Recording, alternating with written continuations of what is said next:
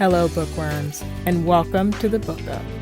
I'm your host, Verdell Walker, and today we're doing a series spotlight.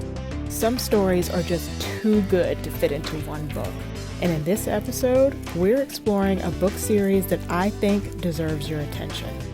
I'll give you an overview of the series, highlight what makes it special, and share why I think it's worth your commitment. Let me give you the Book Up.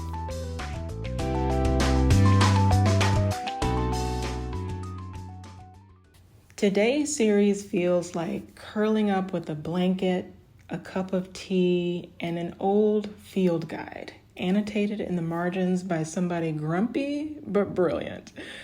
The Emily Wilde Series is one of my favorites. It is a cozy academic fantasy published by Del Rey, which is an imprint of Penguin Random House. It's made up of 3 books and takes place in Victorian England and also the Fairy Kingdom. The 3 books are Emily Wilde's Encyclopedia of Fairies, Emily Wilde's Map of the Other Lands, and Emily Wilde's Compendium of Lost Tales. Emily is a Cambridge professor, and she's one of the world's foremost experts on the study of fairies. Think of her as an anthropologist/historian. But while she's a brilliant scholar, she's also an introvert's introvert. She prefers the company of her books, her dog Shadow, and the fair folk to people and small talk. But of course, what is a curmudgeonly heroine without a sunshiny, insufferably charming hero? Enter Wendell Bambleby. Yes, that's his actual name. Wendell is Emily's academic rival and an unexpected travel companion. He is a fellow scholar, but not as scholarly as Emily. He is all charm and glitter with a wardrobe that any dandy would drool over, and more than a few secrets of his own. Here's why I love this series so much. First, the world building. Heather Fawcett creates a version of fairy that is rich and eerie and textured, not just whimsical, but dangerous. These are not sanitized fairies fluttering around with sparkles. The Fae in Emily's world are tricksters, shapeshifters, and power brokers. Some of them are terrifying, some of them are tragic, and some of them are delightful. I will admit that I think fairies are a little played out right now, and I hesitate to pick up a book about them these days.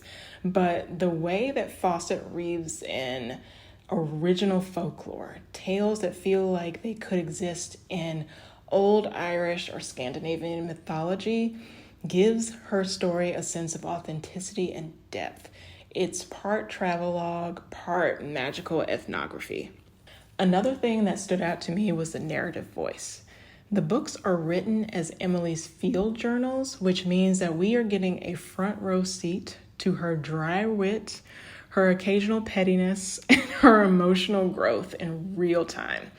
She is not always the most likable narrator, but that's what makes her so relatable. You root for her even as she stumbles through social cues or denies her feelings for half of the book.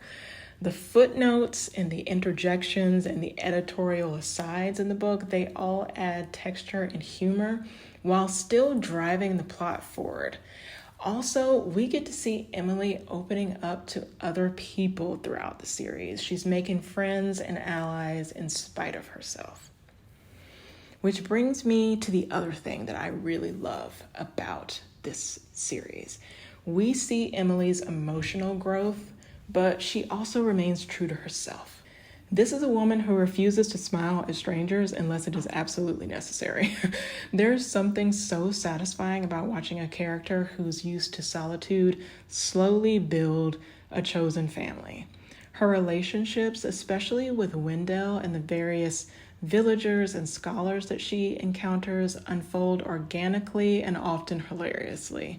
It's not just a story about discovering the hidden truths of the Fae. It's about discovering the unexpected joys of connection, even for someone who insists that they don't need anyone.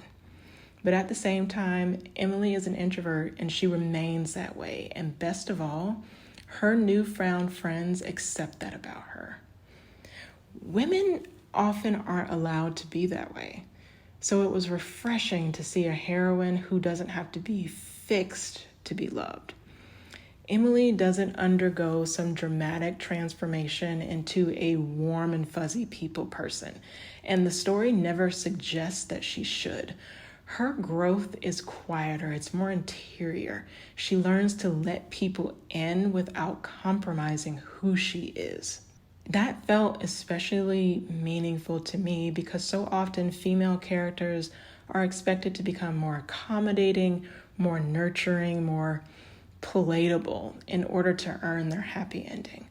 But Emily gets to stay prickly, brilliant, and a little bit awkward, but she's still deeply valued by the people around her. That, to me, is one of the most quietly radical things about this series of books. I personally identify a lot with Emily because as a nerdy, bookish, introverted woman myself, I found it really affirming to see a character like her at the center of a fantasy adventure and a romance. She's not sidelined, softened, or transformed into someone more outgoing to earn her place in the story. Instead, it's her intellect, curiosity, and independence that are her strengths. She's allowed to take up space in her own quiet and stubborn way. And she gets the love interest, the magical discoveries, the professional acclaim, all without sacrificing her sense of self. Honestly, what more could you ask for? And speaking of the romance, I thought it was especially well done. This is not your typical will they, won't they book. It's more like they definitely will, but also he might be a fae king and she's busy cataloging murder brownies. Instead of these big melodramatic moments, we get small gestures, earned trust, and the kind of partnership that feels both inevitable and hard-won. Wendell is very different from Emily, but he respects who she is and doesn't try to change her. He definitely has his faults, don't get me wrong, but he loves Emily just the way she is. And that is one of his green flags.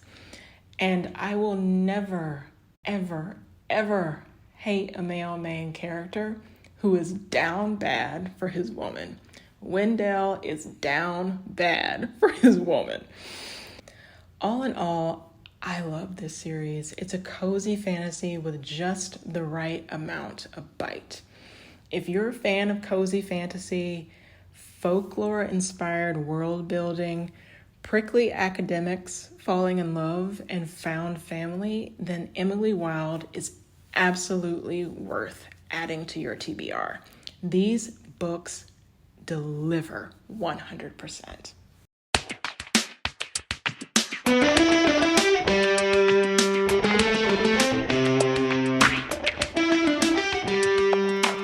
Thanks for tuning in to this series Spotlight.